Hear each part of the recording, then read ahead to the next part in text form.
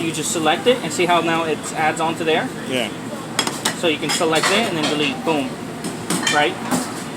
It's all done through here. Now, if you hit review order, this list comes up again, and this is where you can set quantities for the items that perhaps maybe you're running low on.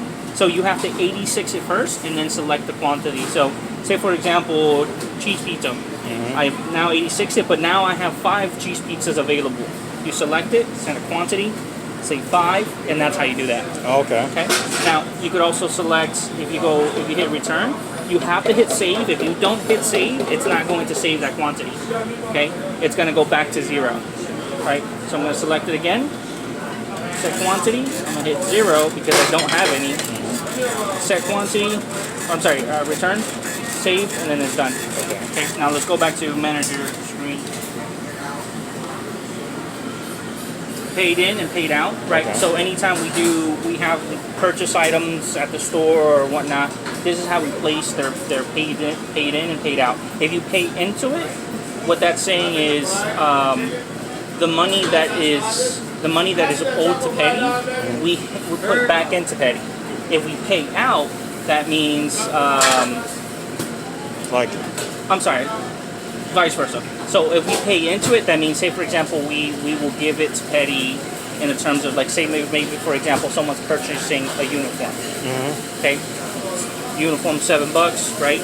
You do a paid in, we're paying that into Petty, so Petty will receive that. If you do a paid out, that means we are going to receive that money from Petty. So if you paid for an item at the store with your own personal money, you do a paid out. You will receive the $30 you paid for that item out of Petty through a paid out. If you pay in, that means the staff is, someone's purchasing something, we have to pay it to the store. Right.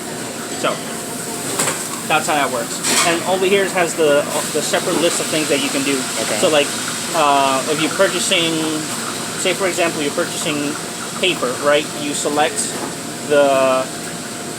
that button, office supplies. You just want to make sure you put it in the right category.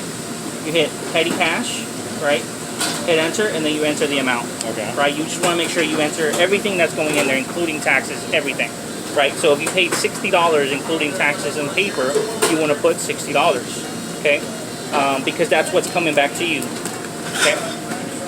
Now let's go back to manager screen again.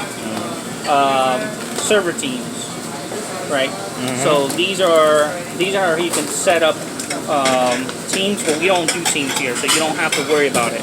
Okay? But in the case you did, which you shouldn't have to, but this is where you set up the server, then you set up the team, right? And then you hit enter to make sure that everyone's adding the correct amount. Okay. So that's on that point. Go back to manager screen. Reopen close checks. Reopen close checks is there's two things to remember. If you're going to adjust credit cards, you always have to have the authorization number. If you do not have the authorization number, the guest will show 2 separate transactions on their statement, which is not what we want. Right. Okay. If it's cash, then there's no issue. Okay, but you want to always have that authorization number. So if you're going to change what we charge to a guest, make sure you have that credit card slip in front of you so we can change that without having to obviously inconvenience the guest with 2 separate charges. Gotcha. Now, display open tables. I mean, this is open tables as well. So this is just another way to see what we have open. Okay. You don't necessarily need to see that. If you need to correct a credit card tip, you select checkout, right? And then you want to select the server. Say, for example, Svetlana entered a $10 tip when it was actually a $12 tip, right? You're going to select Slivana, hit enter, and then right here you want to enter where it says credit card adjustments. This is where you're going to enter that correct credit card tip. Okay. Now, for whatever reason you messed up and you entered it wrong again, right? And mistakes happen. If you have the authorization receipt that just printed out when you made that mistake, you use that authorization number again to enter the correct tip. Okay. Now, when you enter a credit card tip, you also want to have your record number, which is going to be listed up top. Here, let me see if I can find one. Okay. Hey, how are you?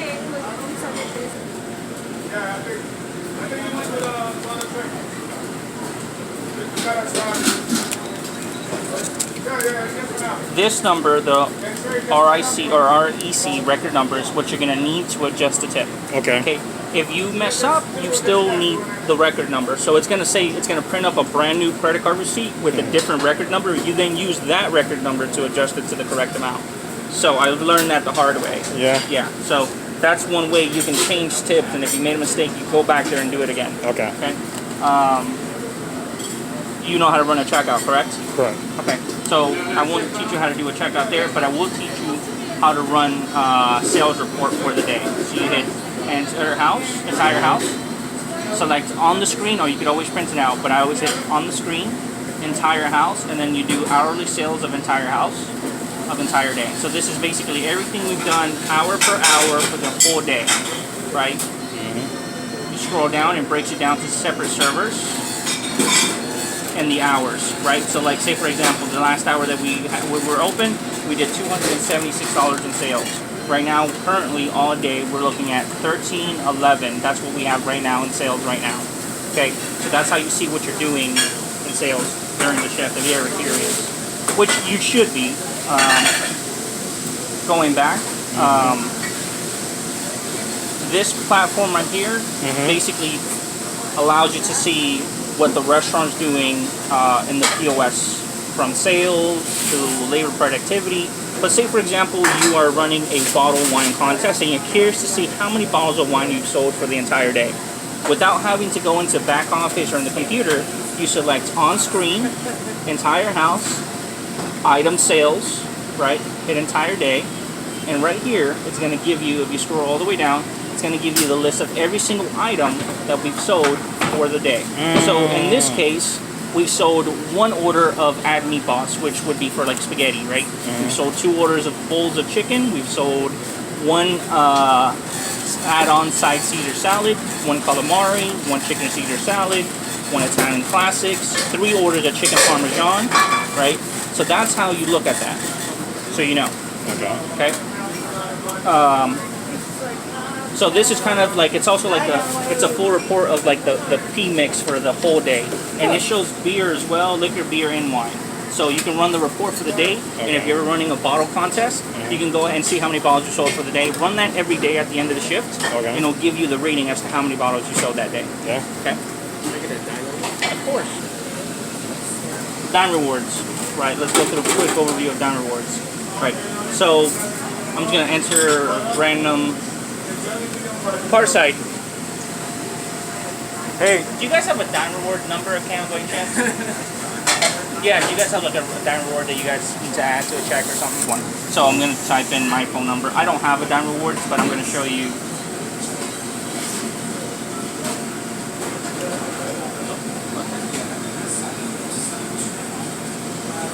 Okay, see how on this page, if it did go through, you're going to have 3 separate buttons. It's going to say account summary, it's going to say replace card, and it's going to say guest transaction. Yeah. Right? So 3 separate categories. On there, you can see how many times the guest has actually gone or done Dime Rewards.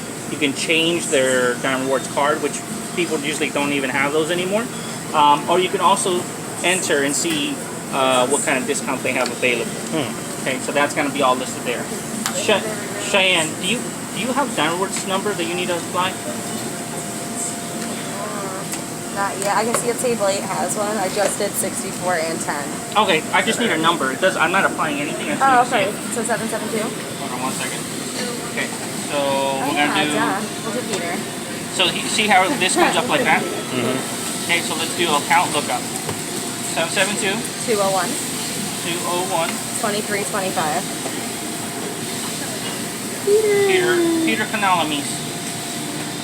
That's the number I will always remember even when I'm wasted. Anyway, so this is exactly everything the guest has available right now, right? So they have a 15% off available that expires.